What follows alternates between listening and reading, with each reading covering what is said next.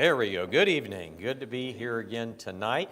It's been a pleasure to be with you. It is good to look out and see so many faces that I know from other congregations, and we always appreciate when friends and brethren come over to visit. Thank you so very much. Several people have asked for an update on my situation, so I'll take just a minute and give you that. Some of you may be aware of the fact that I'm going to talk about this tomorrow night, but I am a T6 paraplegic. I am paralyzed from about mid-chest down because of a four-wheeler accident that I had.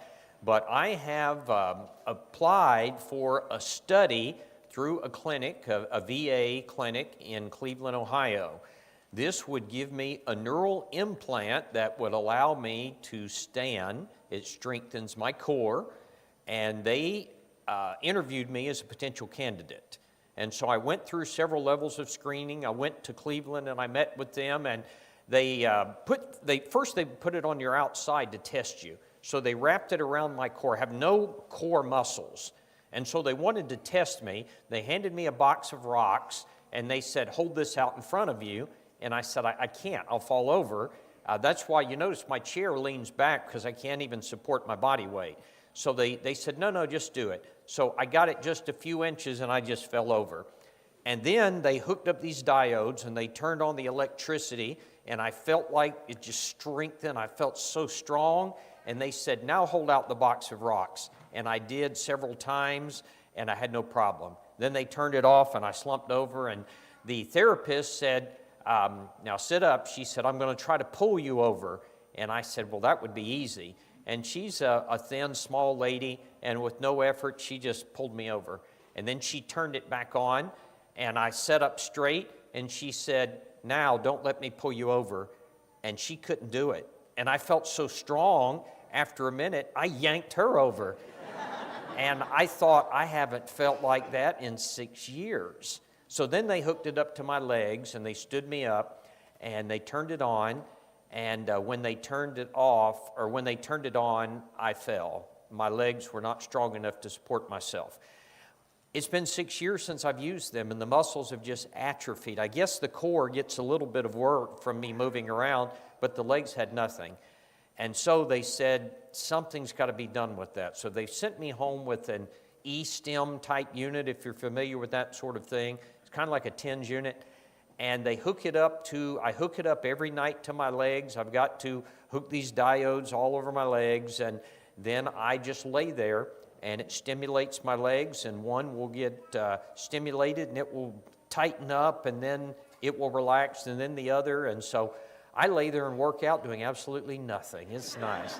And so, but I have to do that, and then when it runs out, I have to do it again, and so it's really interfered with my sleep at night. But I've been doing it faithfully for about 6 weeks, and at the end of this time, they're going to test me again. I can see some muscle building, so it seems promising. They've ordered my records. They were reviewing my records, so that's all I know at this point. And I haven't posted anything about it.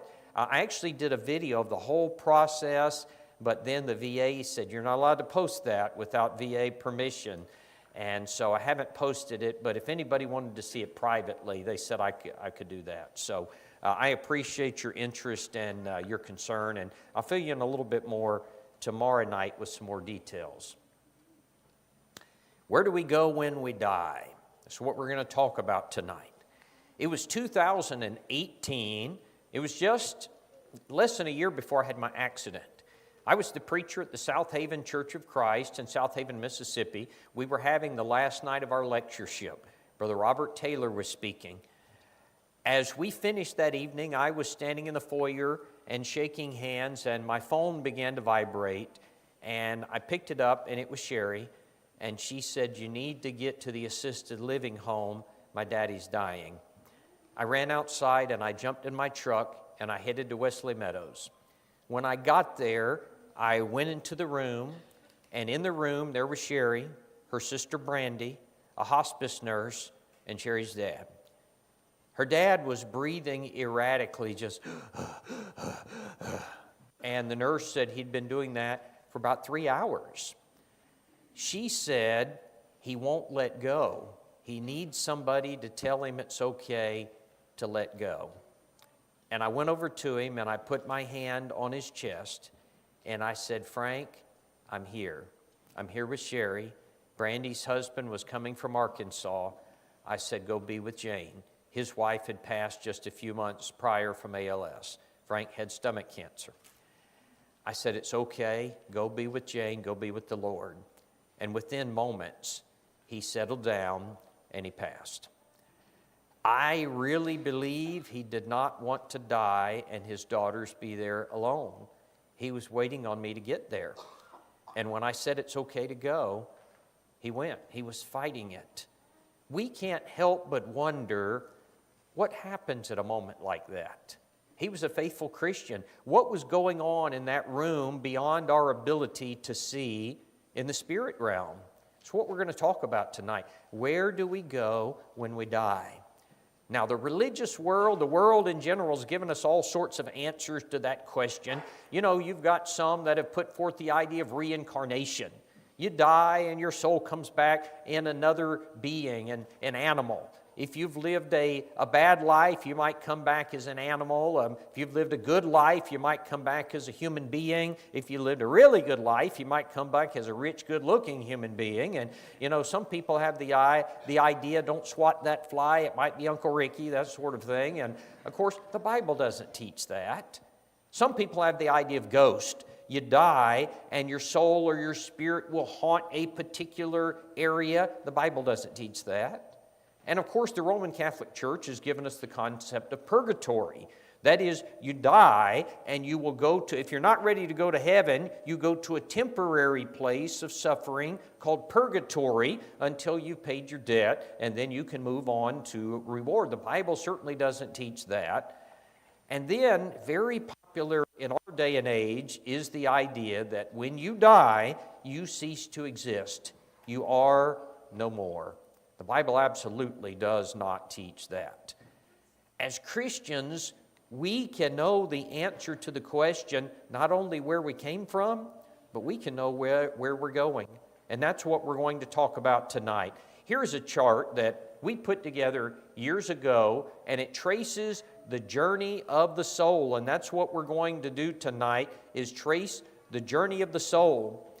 When I wrote this sermon years ago, I entitled it, The Journey of the Soul from Birth to Eternity. And then it occurred to me, the journey of the soul doesn't actually begin at birth, does it? It actually begins before birth. It actually begins at the point of conception. And so I went back and I added this. Watch when I click this.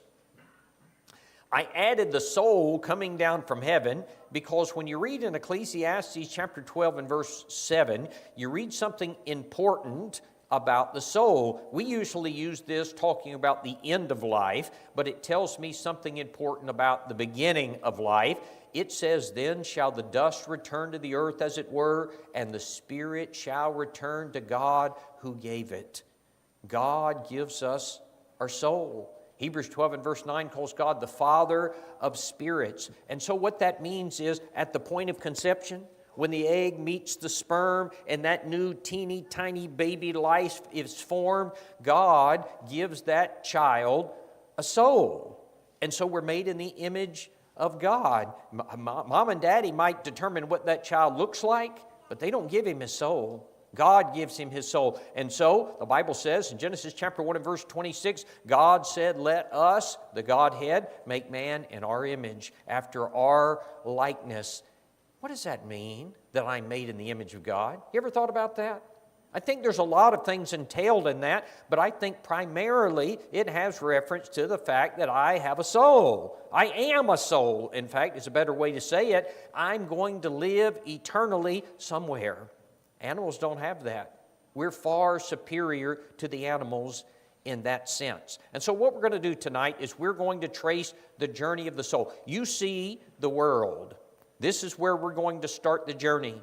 And so what happens is, from the time that God places that soul in that newly formed human being, that soul dwells in my physical body until I die. 2 Corinthians 5 and verse 1 says, we know that if our earthly house, this tent, is destroyed, we have a building from God, a house not made with hands, eternal in the heavens. 1 Corinthians 15 verse 54 says that this body it describes as mortal. It calls it corruptible. I want you to notice what he says. We have an earthly house, this tent. Why does he call this body a tent? If you go out camping over the weekend, you don't take a load of brick and mortar, do you? Why? What do you take? You take a tent. Why? Because you're not going to be there very long. He refers to this body as a tent. He says this body is a tent. One day he says, I'm going to get a building. What does that mean? The soul's going to dwell in this body, but it's not going to be there that long. One day I'm going to get a resurrected body. He calls that a building. It is a lasting structure. And so what that means is this. For 70 years, 80 years, 90 years, my soul is going to dwell in this body, but it's not very long. It's just a tent. The older I get, the more I realize is not very long. Now, during that time, I'm going to worship God like we've done tonight, and I'm going to use my body. When we sang, I used my vocal cords, I used my tongue, I used the wind I forced out of my lungs. I engaged my body, but really, I worship God with my soul, right? Isn't that what the Bible teaches? John 4:24, God is a spirit, and they that worship Him must worship Him in spirit. And so I worship God with my spirit, or I don't. Some people choose not to. For the 70 years I live on this earth, I love God, but I do it with my spirit. Isn't that right? Isn't it the case that Luke 10:27 says, you shall love the Lord your God with your heart, with your soul, your strength, and your mind? And so for the 70 years I'm on this earth, 80 years, I love God, but I do it with my soul. Or I don't. Some people choose not to. All the while, the tent is wearing out. Now, Solomon describes this very eloquently in Ecclesiastes chapter 12. Listen what he says beginning in verse 1. He says, remember now your Creator in the days of your youth before the difficult days come. That is, serve God while you're young. You're going to get old and life is going to get more difficult. He says, and the years draw nigh that you say, I have no pleasure in them. You can get to the point that many of the joys you had as a young person, they start drying up. They start disappearing. Some people get old and they say, I am ready to go. Listen what he says. While the sun and the light and the moon and the stars are not darkened. What's he talking about? You get old and your eyesight starts to fail. Starts when you get bifocals, and then it just goes down from there. He said the clouds do not return after the rain in the days when the keepers of the house tremble. What's that talking about? Talking about the hands or the keepers of the house. You get old and the hands tremble. He says, and the strong men bow themselves because they're weak. Strong men's talking about the legs. You get to the point, your legs give out. You begin to fall is what he's talking about. Those that look through the windows grow dim. Your eyes, the doors are shut in the street. The sound of grinding is low. What do you think that's talking about? Teeth. Sound of grinding is low. Sometimes your teeth fall out. Then he says, one rises up at the sound of a bird. Don't sleep like you did as a young person. The daughters of music are brought low. What is that talking about? I used to think that talked about the ears. It sounds like that. But as I've studied that, you know what he's talking about? The daughters of music. He's talking about, when I was in the hospital with Kenny Rogers. And I was talking to Kenny Rogers one day. He was 81 years old. And I said, Kenny, do you still sing? And he said, I haven't sung in 3 years. He said, my voice is too weak. You know what he meant? This. The daughters of music are brought low. You begin to lose that ability. He says they're afraid of heights. Why are you afraid of heights? Well, if your legs are going to give out, you're going to be afraid of heights. There are terrors in the way. The almond tree blossoms. You know what he's talking about, the almond tree? If you look at an almond tree and you see how the leaves begin to turn white, they turn gray, he said it's like the hair of your head. I see some almond trees out here tonight. And now for some of us, the leaves just fall out, but he's talking about the same thing. He says the almond tree blossoms, the grasshopper is a burden. Something that should be small and easy is a burden. Desire fails. Now listen, man goes to his eternal home. The mourners go about the street. Remember your Creator before the silver cord is loosed, or the golden bowl is broken, or the pitcher is shattered at the fountain, the wheel is broken at the well. He is speaking metaphorically about death, and poetically, very beautifully, he's saying, you die. Now here we go, full circle. Then shall the dust return to the earth as it were, and the spirit shall return to God who gave it. Now, what does that mean? We reach the next point in our chart, and this is death. I added this bridge. Now, I want you to notice that at the top, you've got a path. It's the narrow path. That's because of Matthew 7 and verse 13 that says, straight is the gate, narrow is the way which leadeth unto life, and few there be that find it. But you notice that there's two paths. The other is the wide gate. That's because of Matthew 7:14. Wide is the gate, broad is the way that leads to destruction, and many, in fact most, enter in through that path. But I want you to notice we're all one day going to take this journey. Sometimes people talk about the fact that they died and they come back and they write a book about it. You know what? I don't believe that. You know why?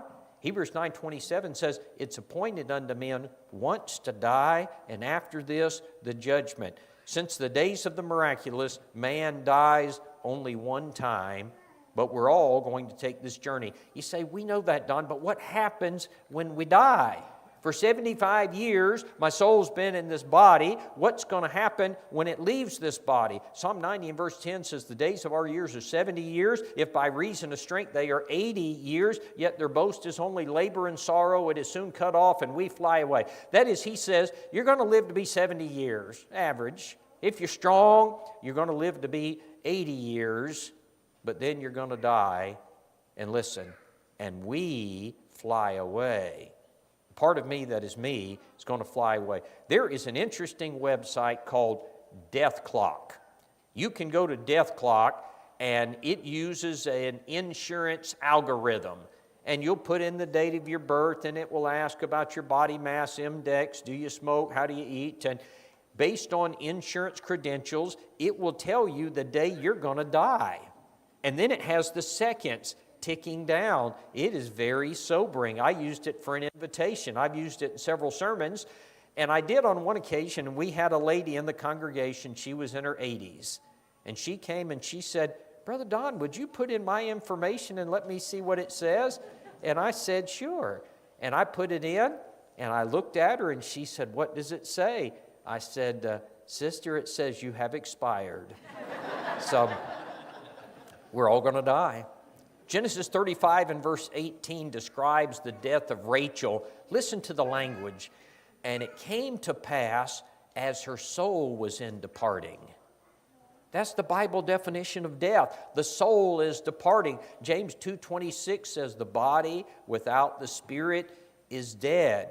That is the Bible definition of death. The soul leaves the body. And so when the soul leaves this old corruptible body, that's what I want to know is, where does it go? Somebody says, well, Don, on the day of resurrection, we're going to get a new body. I know that. But listen about the meantime. Listen again. 2 Corinthians 5 and verse 1, we know that if our earthly house, this tent, is destroyed, we have a building from God, a house not made with hands, eternal in the heavens. Right now I have a tent. On the day of resurrection, I'm going to get a building. But what about in between? Listen to verse 4. For we who are in this tent groan. Listen, being burdened. Why? Not because we want to be unclothed, but further clothed, that mortality may be swallowed up in life. Now, there's some interesting language there. Notice he says this body is a tent. We talked about that. The resurrected body is a building. But what if I die now and it's 1,000 years before the resurrection and I get the building? Right now I've got a tent, then I'm going to get a building. What about in between there? he uses some language in which he refers to my soul as being unclothed. What does that mean? There's going to be a period of time when my soul doesn't have a tent, it doesn't have a building. If you want to describe it as unclothed, that's the way the Holy Spirit describes it, is unclothed. Where do I go when my spirit leaves my body? That's going to take us to the next part of this chart, and this is the Hadean realm. Now, I want you to appreciate this whole section is Hades. The top and the bottom, this is Hades. People oftentimes get confused about this because they think of Hades as hell. Sometimes I hear people use that as a euphemism for hell, but that's not right. Hades is the dwelling place of the dead. Good people who die go to Hades.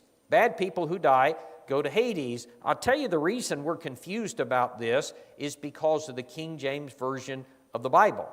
The King James has taken two different Greek words, Hades, which is the dwelling place of the dead, and Gehenna, which is the eternal place of punishment, and it's translated both of those with the word hell.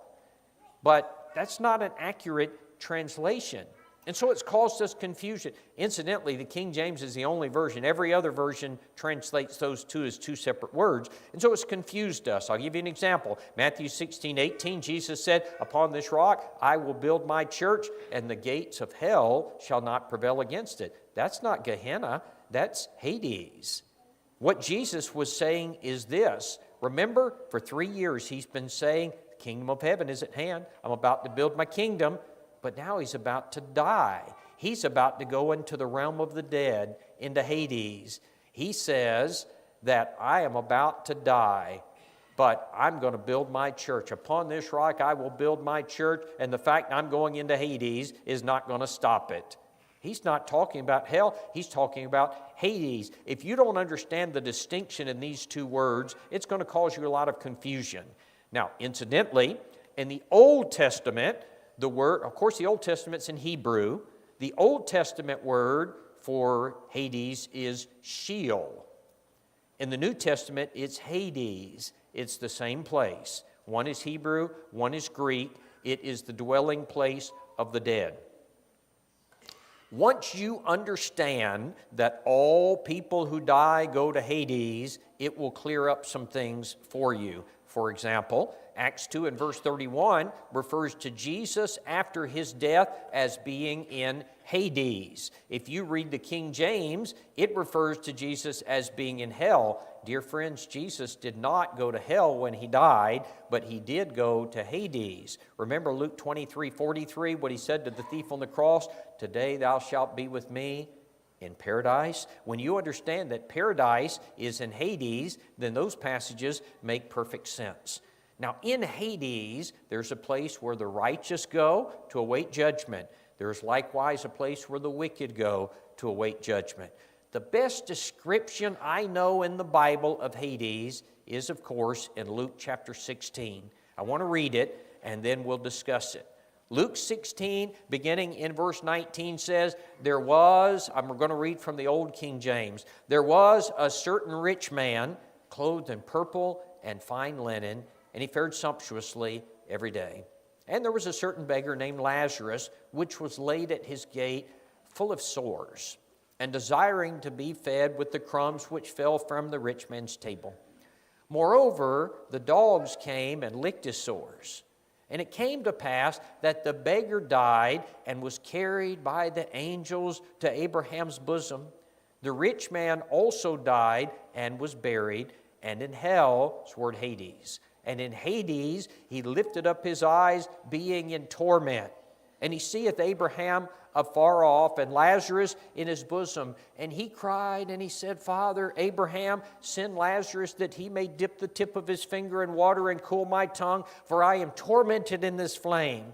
But Abraham said, Son, remember that thou in thy lifetime receivest thy good things, and likewise Lazarus evil things. But now he is comforted, and thou art tormented. And besides this, between us and you, there is a great gulf fixed."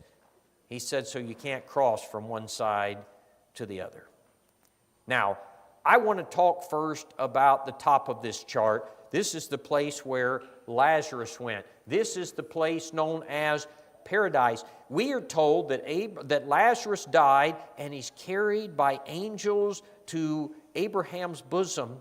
This is the same place that Jesus had in mind when he told the thief, "Today thou shalt be with me in paradise." Luke 23:43. Luke 16:25 calls it paradise. The etymology of paradise is a pleasure garden. You know, when they interview people and they ask, what is the thing that you fear more than anything else in the world? You know what people always say? The two things that are at the top of the list, death and public speaking. People are scared to die. I've thought about this. Lazarus died and there were angels waiting to escort him.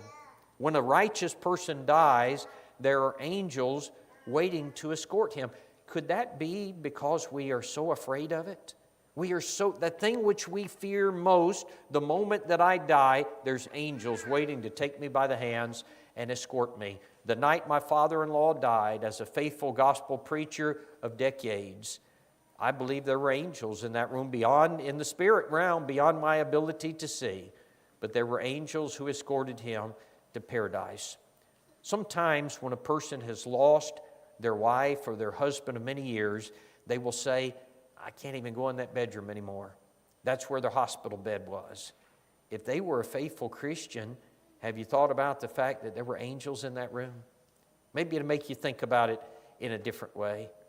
Now, on the other part of the chart, we see where the rich man went.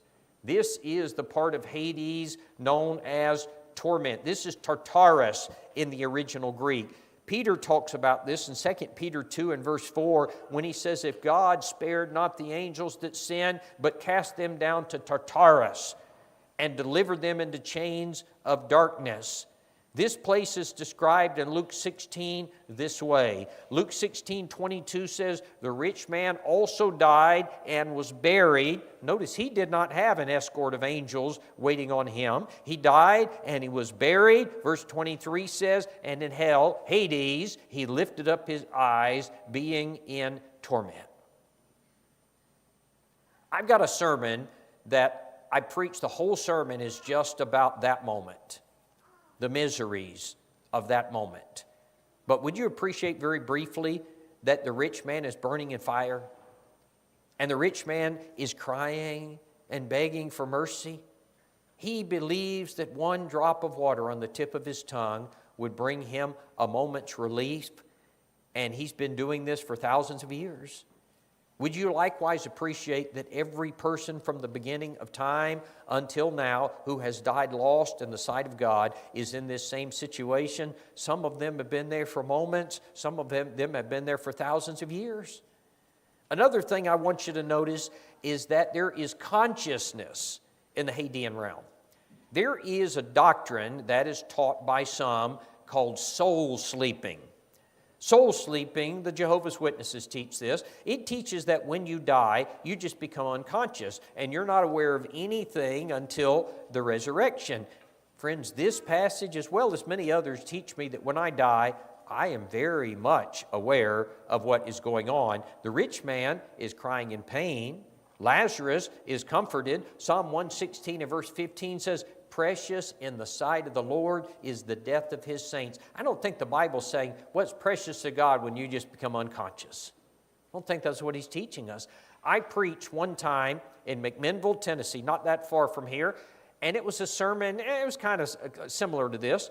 And when I got done, a brother came to me and he said, "Brother Don, that was a great lesson." He said, "But you're mistaken about there being consciousness in Hades." And he handed me a piece of folded up paper and he walked on. Man, I couldn't wait to see what that said. I unfolded that little piece of paper and it had written on it Ecclesiastes chapter 9 and verse 5, which says, "The dead know not anything." Incidentally, that's the passage the Jehovah's Witnesses use to teach soul sleeping. But if you read the context of Ecclesiastes 9, you will see that's not what he's talking about. Because all through that chapter, you're going to read in the very next verse the phrase, "under the sun." 9 in verse 3, under the sun. 9:9, under the sun. 9:13, under the sun. The context is things going on under the sun. Now, where is the realm that's under the sun? That's not here. That's here. He's saying the dead do not know what's going on back here under the sun. So when you die and you go into Hades, you don't know what's going on back in this world. You know, there's an idea that many people have that when you die, your relatives are watching you. I remember there was a song, there was an artist that I like, a country music musician in the 80s. His name was Steve Wariner. And he had this song called There's Holes in the Floor of Heaven. And the idea was this man, his wife died, and he had to raise the daughter alone. And the day came that she got married. And he says, it's raining and it's tears from heaven. And there's holes in the floor of heaven. And she's watching over me, or he's watching over me. The idea is that your loved one is watching you. And it's a comforting and a popular thought, but the Bible doesn't teach this. Somebody says, Don, I disagree. I think you're wrong about that. Listen, I can prove this. If you go to 2 Chronicles chapter 34, you see that God speaks to King Josiah. And he says to Josiah, I'm going to bring punishment on Jerusalem for their sins. He said, but you are going to die before it happens. And so in 2 Chronicles 34 and verse 28, this is what he says. Surely I will gather you to your father, to your grave in peace. You will be gathered to your fathers. Therefore your eyes shall not see the calamity that I bring upon this place. That is, it's going to happen, but it's going to be after you die. Therefore, you're not going to see it. You're not going to be aware of it. And it kind of makes sense. Could you imagine being in paradise and seeing all the sorry things happening in this world? I can't wrap my mind around this. One more thing before I move on. I want you to notice this green line, great gulf. We put that in the chart because Luke 16 and verse 26 says that between paradise and torment, there is a chasm. There's a divide. The text says there is a great gulf fixed so that you can't pass from one side to the other.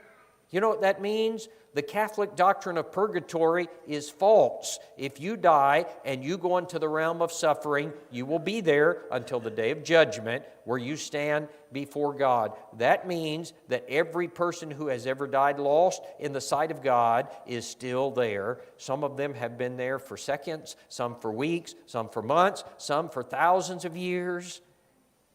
And I think about them crying, I'm tormented in this flame. Let me move on for the sake of time here. Look at the next point in the chart, and this is the resurrection. The resurrection day, we typically don't call it resurrection day. We typically call it what? Judgment day, right? The Bible usually doesn't call it the judgment day. The Bible usually calls it the day of the Lord. Peter says, but the day of the Lord will come as a thief in the night. 2 Peter 3 and verse 10. What's going to happen on that day to the souls who are in Hades, in paradise and torment? What's going to happen to them? Now, I want you to listen closely. On that day, Hades is going to give up the souls. It's going to be emptied of souls.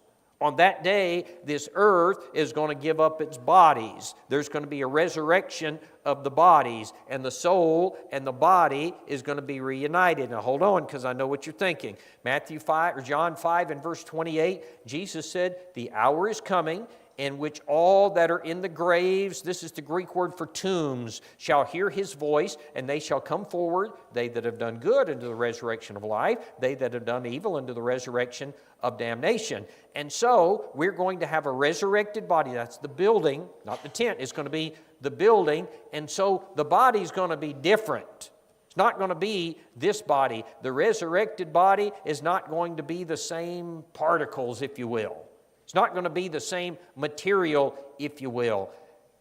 A number of times over the years, I've had brethren come to me and ask me this question.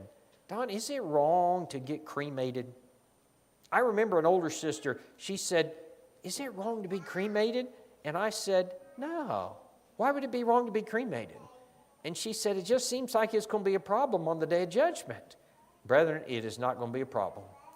The resurrected body is not going to be the same material as this body. How do I know that? 1 Corinthians 15 and verse 50 says, flesh and blood shall not inherit the kingdom of God. Keep reading. What do you have? 1 Corinthians 15:44 says, the body, that is the physical body, is sown in corruption. It's raised, the resurrected body, in incorruption. It is sown in dishonor. It's raised in glory. It's sown in weakness. It's raised in power. It's sown a natural body, but it's raised a spiritual body. Now let me unpack that really fast here. Number one, he says the resurrected body is going to be incorruptible. Brethren, our current bodies are corruptible. They're subject to death. They get old. They wear out. The legs give out. The new body's not going to be like that. It's a building. It's not going to die. The resurrected body is going to be glorious. You know, if we would be honest, we don't like to admit it, but there's a lot of things with this present body that are not glorious. They're lowly and they're vile, not with the resurrected body. He says about the resurrected body, it's going to be raised in power. This body is inherently weak. It gets tired. It breaks. Not so with the resurrected body. I can't wait to get the resurrected body. I think about that. People say, you're going to walk again one day. I said, I know I will sooner or later. If Elon Musk doesn't fix me, the Lord's going to do it one day. The resurrected body, he says, is going to be a spiritual body.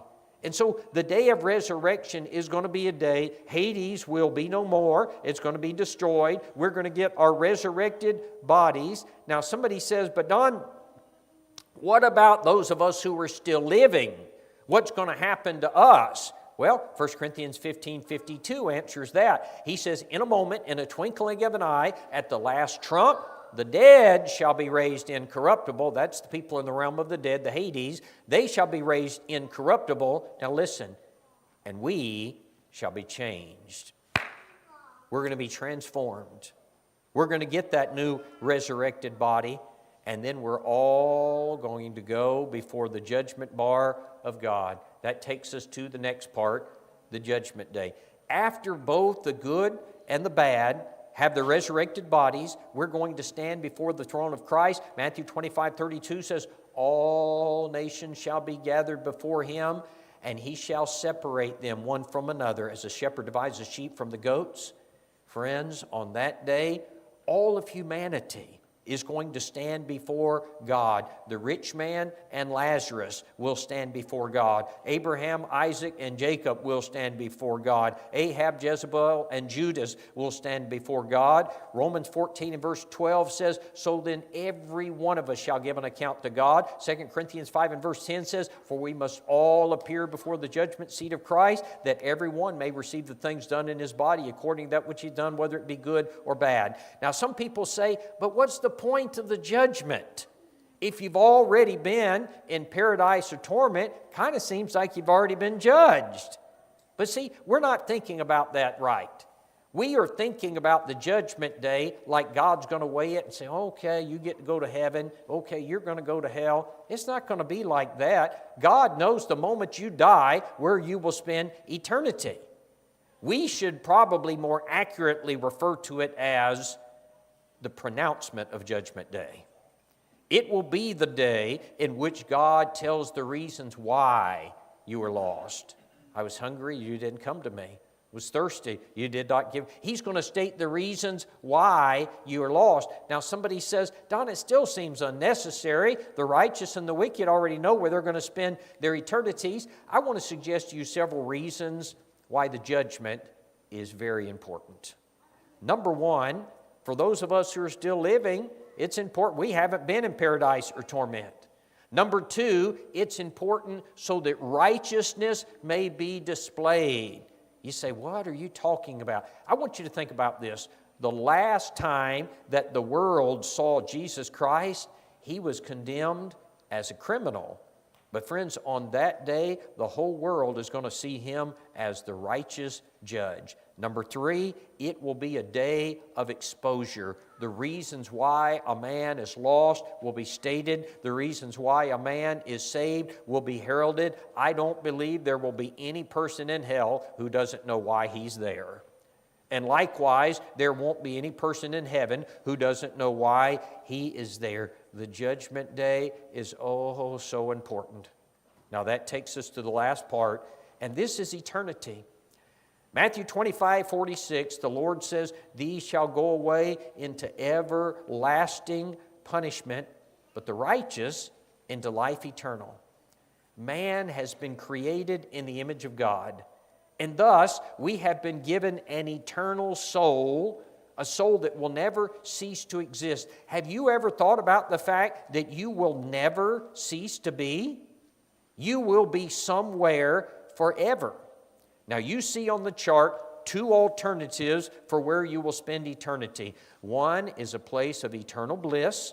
It's the destination of the faithful. It's at the top of the chart. It's heaven. To them the King will say on that day, "Come, you blessed of my Father, inherit the kingdom prepared for you from the foundation of the world."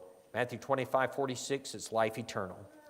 At the bottom is the place of eternal torment. It is hell. It's described in Revelation 21:8 as the lake that burns with fire and brimstone, which is the second death. Sometimes people say, well, hell means that you're just going to burn up and you cease to exist. And they'll cite Matthew 10:28 that God, fear not him who can destroy the body, but fear him who will destroy both the body and soul in hell. They say, see, the soul is going to be destroyed. The problem is, it's an eternal destruction. You're burned, you're being destroyed, but you don't stop being destroyed. You're destroyed forever and ever. Revelation 14 and verse 11 says, "And the smoke of their torment ascendeth up forever and ever, and they have no rest day or night." Friends, I cannot imagine anything that is more terrifying than that. The man who dies and goes to hell will have tomorrow and the next day and the next year, the next million years to suffer and die, and with each passing year, he's no closer to the end. That makes me think, I will do anything. I will give up anything. I'll confess my sin. I will humble myself in the sight of God because I don't want to go there. I'm going to tell you a story, a true story, and then I'm going to wrap this up. The story is about a brother named James Ball. James, or Jim as we called him. I was preaching in North Charleston, South Carolina, and James and his family had not been at services in a long time, months. One Sunday night when I finished, I walked out into the foyer and James was sitting there. His family wasn't with him, but James had his face in his hands. And I went to James, I shook his hand. I thought he was about to come forward and say, Don, I've been unfaithful.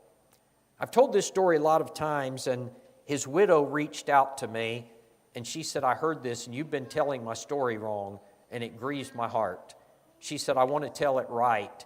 And so she wrote it up and sent it to me. I want to get this right. Was telling it the best I knew, but I want to get it right. This is what she sent to me. Sunday, December the 7th, Jim showed up at the services. He had his face in his hand. Monday, December the 8th, at 6:25 in the morning, he left for work on his motorcycle. She said that somebody cut him off. He was not wearing a helmet. His head hit the ground. They called his wife to come to the hospital, and by the time she got there, they had removed the left side of his skull to reduce the swelling in his head. James was unresponsive. She said by the 12th, a few days later, the right side of his brain was swelling.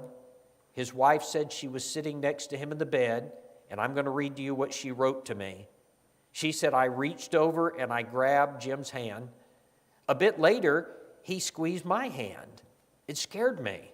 I asked him if he could hear me, and he squeezed. I began yelling, I love you. About 1,000,000 times I said it. I told him what a good dad and a good husband he had been. I asked him if he wanted me to pray. He squeezed my hand again. And so I prayed that he would be forgiven of God and that the Lord would accept him with open arms. When I finished, he squeezed my hand again. She said after that he communicated no more, and then he died. She believes that he was squeezing her hand because he was conscious. I don't know. Doctors say it could be a reflex. I don't know. She knew he wasn't right with God. She was praying, Lord, please forgive him. As a Christian, she didn't know what else to do in that moment. She was praying, Lord, please forgive him so that he can be right, so that when he died. See, as a Christian, you have that option. You can pray. If he never obeyed the gospel, he would have needed to be baptized. Somebody says, why are you telling us that story? I'm telling you that story because Jim was not even 50 years old when this happened. He was strong. He was retired Army. He was in good health. He had no idea on Sunday night when he sat in the foyer shaking hands with me that in 12 hours he was going to be involved in a fatal accident in which his brain would swell. I don't know if he had a coherent thought after that. The soul of man enters his body at the point of conception. And it stays in his body for the next 70, 80, 90 years. During that time, he worships God with his soul, or he doesn't. He loves God with his soul, or he chooses not to. His body wears out, and that soul leaves his body, and it goes to paradise or torment, where it's going to await the day of judgment. And then we will stand before God to hear the words, enter ye into the kingdom, good and faithful servant. Or you will hear the words, depart from me. The question tonight is, where do you go when you die? And the answer is, it depends on where you are when you're living. Are you a child of God? Have you obeyed the gospel, hearing, believing, repenting, confessing, and being baptized? And have you been faithful, walking in the light as we discussed this morning? If you left here tonight and you pulled out of this parking lot and a truck smacks you and you open your eyes in eternity, what would you see? Would you open your eyes and say, I'm not right with God and I'm in eternity and I'm lost and it's too late and I just heard a sermon about this? Or would you open your eyes to see angels escorting you to paradise? You say, Don, that is dramatic. That's not going to happen. I think Jim Ball probably thought that. 6 years ago, I was riding along on a four-wheeler. I knew nothing, and bam, I opened my eyes in the hospital. I thought I was having a fun day. I never knew what hit me, and I don't know anything in between the moment that it happened. I don't even remember it happening. I was having fun. I opened my eyes in the hospital. I've thought 1,000 times, what if I'd opened my eyes in eternity? Don't tell me it can't happen. The question is, are you right with God? Somebody says, you're trying to scare me to obey the gospel. If your life's not right with God, you ought to be afraid. It's a terrifying thing to fall into the hands of a living God. Maybe tonight you need to make your life right. You've got the opportunity. God has granted you the opportunity tonight, if you're unfaithful, to make your life right. He's granted you the opportunity to obey the gospel tonight. If you pass it up, that's on you. But the Lord has said, I want you to come. Maybe it's the providence of God that you're here tonight because the Lord wants you to be right and to go to paradise when you die and ultimately to heaven. We're about to sing an invitation song. If you need to come forward and you want to study, let us know. If you want to come forward and repent, we would be so honored to pray for you. If you want to come forward and be baptized, there's no better time than to do that. If you need to respond to the Lord's invitation, won't you come as together we stand and sing the invitation song?